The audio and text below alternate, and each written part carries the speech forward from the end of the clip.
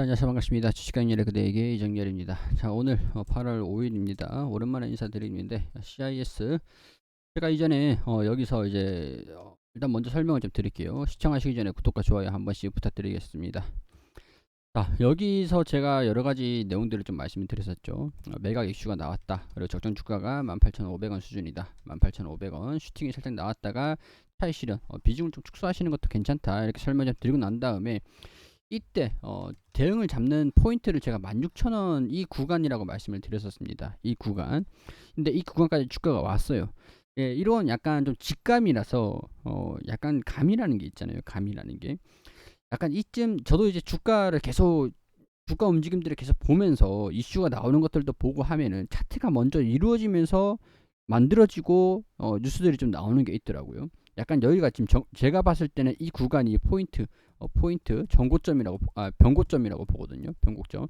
뭔가가 이 구간에서 이슈가 나오는 거. 그러니까 주가가 보통 이제 고점에서 이슈들이 나오든가 충분히 반영이 된 다음에 된 다음에 뭔가 이제 우리가 좀 기다렸던 그런 이슈들이 좀 나오든가 아니면은 저점에서 주가가 다 떨어지고 난 다음에 뭔가 이제 전환점에 있을 때 호재가 나온다든가 약간 이게 있어요.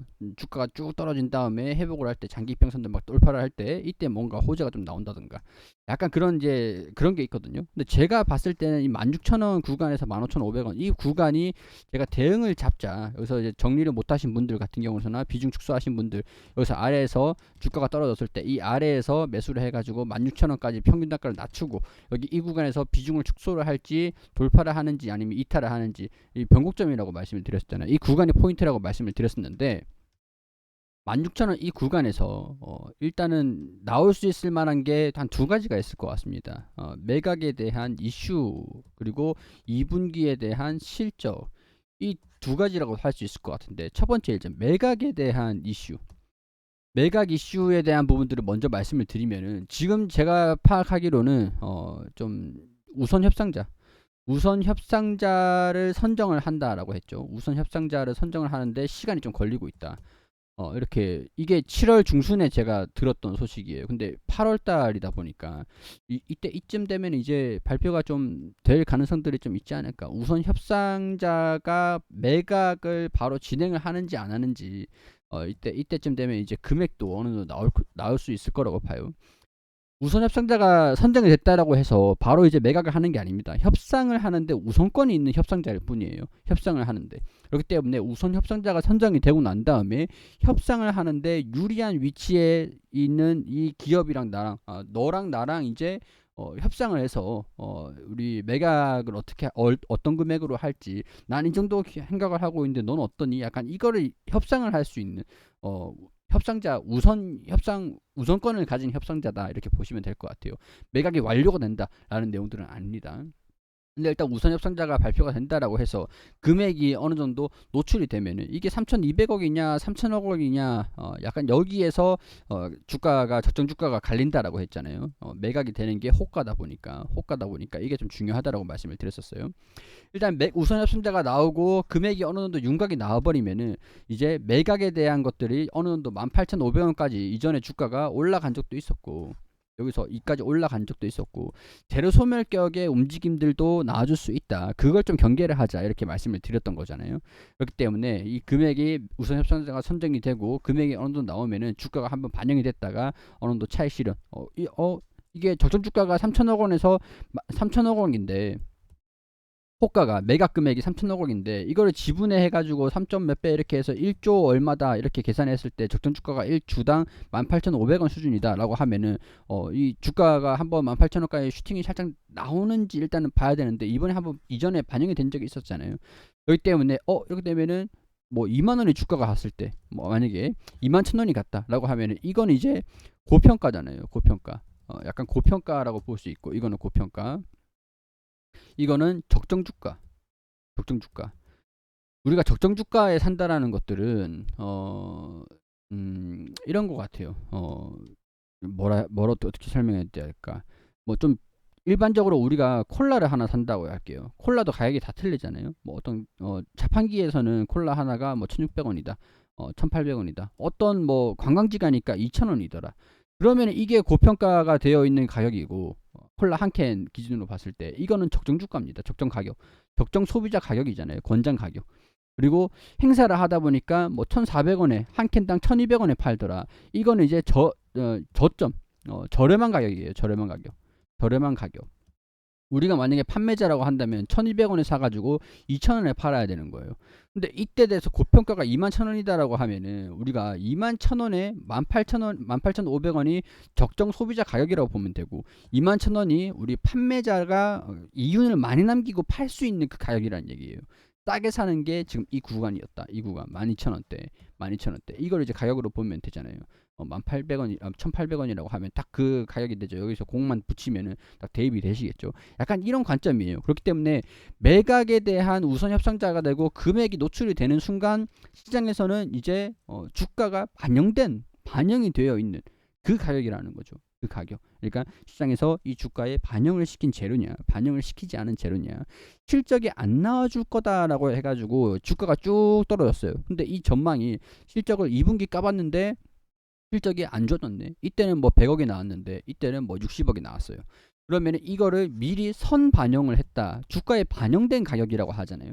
약간 이런 개념이라고 보시면 됩니다. 그렇기 때문에 일단 매각에 대한 이슈들, 우선 협상자가 선정이 되는 것들 보시면 될 것 같은데 여기가 제가 봤을 때는 이 구간의 주가가 언제 나올지는 저도 몰라요. 모르지만 발표를 하는 것들을 봐야 되겠지만 우선 협상 선정이 이 구간에서는 이제 이루어지지 않을까, 좀 긴장하고 보실 필요가 있을 것 같다라는 것들이고 2분기 실적이 좀 적자가 나올 가능성들도 좀 있을 것 같아요. 이건 좀 우려감이긴 한데 일단 확실치는 않습니다. CIS가 파생상품 부채가 좀 있습니다. 전환사채 이런 것들을 좀 반영을 해가지고 파생상품을 좀 설정을 한 게 있는데 이게 지금 주가가 좀 올라가면은 콜옵션으로 해가지고 원래 콜옵션이라고 하면은 수익이 나야 되는 건데 이게 콜옵션으로 해서 좀 설정이 된 게 좀 있는데 이게 오히려 적자가 파생상품 부채로 아마 반영이 좀 될 수 있을 가능성들이 좀 있다라고 해요. 일단 이거를 순차적으로 좀 설명을 드릴게요. 일단 뉴스들을 좀 봅시다. 자, 첫 번째, 국내외 성장 지속 수주 잔고가 6천억 원 전망한다. CIS. 그렇게 되면 일단 뭐 발주를 시장 점유율과 해외 발주 본격화를 통해서 지속적인 성장이 기대된다. 뭐 실적이 잠깐 적자가 좀 실적이 안 좋게 나온다라고 하더라도 잔고가 증가되고 있기 때문에 호실적을 기록할 가능성들이 있으니 실적이 좀 안 좋게 나온다라고 하더라도 뭐 일회성이다라고 보시면 되겠죠. 단기적인 요인이다라고 보시면 되겠죠. 여기 이 내용입니다. 파생 상품을 평가 손실을 반영을 하는 것들, 공시한 기업 단기적으로 좀 부진할 것이다. 이전에 2022년도 2월 달쯤에 1분기 실적이었어요. 이때 실적을 좀 발표를 했던 게 파생 상품 평가가 손실이 발생을 했다. 이런 내용도 있었거든요. 내부 결산 시 파생 상품 평가 손실이 334억 원 이 규모의 파생 상품 거래 손실이 발생을 했다라고 해서 이거는 매출을 반영을 시키고 이 현금 유출이 없는 손실이라고 하는데 매출을 반영을 시키고 뭐 영업이익 그리고 단기 순이익에서 금융상품 금융 손실을 반영을 한 그런 실적들 이걸 봐야 돼요. 이거 단기 순이익에서 이때 지난 이제 2022년 2월 달쯤에 반영을 좀 했던 것들이 2분기에도 반영이 되느냐 이게 좀 중요할 것 같은데 여기 보면은 평가 손실 공시한 기업 주가 여기 보면은 리피싱 전환가의 조정으로 인해서 메자닌이 발생한 기업은 파생상품 평가 손실에서 순이익을 반영을 한다. 그렇기 때문에 손실은 순이익을 왜곡을 시킨다. 이렇게 얘기 나오고 있죠. 이 파생상품 손실, 금융비용으로 처리를 하는 거기 때문에 약간 이런 것들에서 영업이익이 조금 좀 떨어질 수도 있다. 이렇게 볼 수 있는데. CIS가 전환사채 발행 종목 중에 CIS가 있다라고 하죠. 주가 상승으로 인해 파생상품 평가 손실이 순이익에 추가적으로 반영될 수 있을 가능성들이 좀 높다. 이런 내용들이 좀 나와주고 있습니다. 자, 일단 여기서 보면은 이 내용들에서 좀 반영이 될지 안 될지 모르겠지만 일단은 보실 필요는 있겠죠. 이 전환권이 파생상품 부채로 분류되고 주가가 전환가를 상회하면은 파생상품 평가 손실이 손익계산서에 반영이 된다. 이게 전환권, 주식 매수 선택권 부여에 관한 신고, 전환권이라고 하면은 여기서 얘기를 하는 가격이 14,663원인데 이게 지금 15,000원대다 보니까 약간 이게 이게 반영이 좀 될지 약간 계산을 좀 어떻게 해버릴지 그걸 좀 봐야 될 것 같아요. 실제 영업과 무관한 금융비용이 발생한다고 여기서 순이익을 낮출 수 있다. 이게 지금 CIS가 포함이 된다. 자, 코스피 200과 코스닥 150 전환사채 발행 종목 중 CIS 3강 MNT HLB 2분기 말 주가가 1분기 말보다 높은 종목이다. 이 주가 상승으로 인한 파생상품 평가 손실이 순이익에 추가적으로 반영될 수 있을 것으로 보인다. 이걸 우리가 좀 경계할 필요가 있을 것 같아요.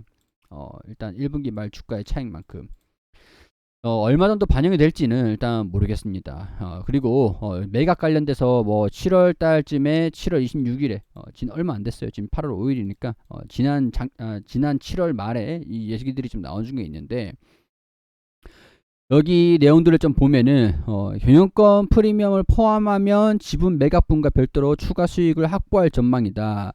여기 보면은 2020년도 김 대표가 GB홀딩스 지분을 양도했을 당시 매각 대금이 1주당 5,274원으로 측정이 됐고 최고가 21,950원 그리고 최저가 11,150원을 토대로 평균가를 계산하면은 16,550원 최초의 인수가격 대비해서 3.1배 수준이 된다.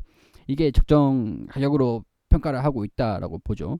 근데 일단 수주잔고가 여기서 6천억 원 가량을 전망을 하고 있다라고 하니까 약간 이런 부분에서도 좀 기대감들, 프리미엄 가격이 좀 더 높아질 수 있는 요인으로 반영될 수 있을 가능성들이 좀 있다라고 합니다.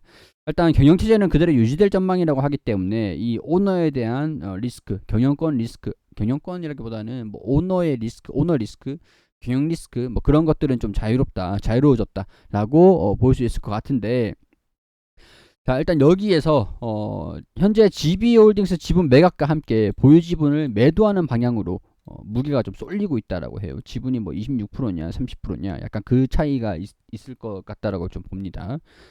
새로운 대주주 입장에서 경영진을 재편하려고 시도할 것이기 때문에 전량 처분을 하게 된다면 장기적으로 경영 리스크가 발생할 가능성들이 크다라고 보는데 저는 이전에도 말씀드렸지만은 대기업에서 인수를 하는 것 같은 경우에서는 대기업에서 관련된 사장을 좀 경험 있는 사장을 인사로 배정을 시키면 됩니다.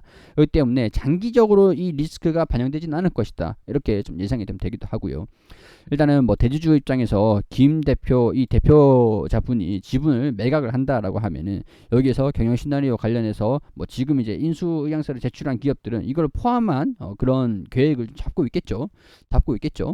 인수 의향서를 제출한 일부 원매자 입장에서는 우선 협상 대상자 선정까지 기간이 길어지고 있어서 결과 발표에 촉각을 곤두세우고 있는 것으로 알려졌다. 근데 거의 대부분 한 달 정도 걸립니다. 내부적으로 진행을 어떻게 되고 있는지 우회적으로 확인하는 분위기. 뭐 이 인수 의향서를 제출한 사람들도 원매자들도 지금 파악을 못하고 있는 상황에서 제가 뭐라고 파악을 할 수 있겠냐 뭐 이렇게 말씀을 좀 드릴 수 있을 것 같은데 우회적으로도 계속 확인을 하려고 하는 그런 분위기라고 하죠. 매각의 경우 당사자 간 딜이 급진전될 수도 있고 되려 간만 보고 끝날 수 있어가지고 종료기간까지 딱 산정하기는 어렵다.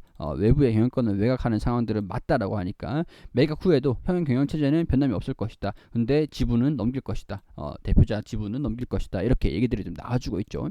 그렇기 때문에 우리가 좀 정리를 하자라고 하면은 매각은 정상적으로 진행이 되고 있는데 우선 협상자들은 아직까지 발표가 나진 않았습니다. 원매자들도 파악을 못하고 있는 그런 상황이다라고 하고 결과가 발표가 될 때까지 우선 협상자가 발표가 될 때까지는 좀 기다려 봐야 되는 그런 요인들이라고 할 수 있을 것 같고 2분기에는 살짝 적자가 좀 날 수 있다라는 거 그러면은 주가도 이게 일회성 비용이냐 단기적 요인들이냐 그런 것들을 좀 반영을 시킬 수 있을 것 같은데 일단 추정치는 14억 정도 수준 그리고 단기순이익은 27억 원 수준이 될 것 같은데 단기순이익에서 금융비용이 좀 빠진다라고 하면은 살짝 이 금액이 얼마 정도 반영이 될지는 모르겠어요.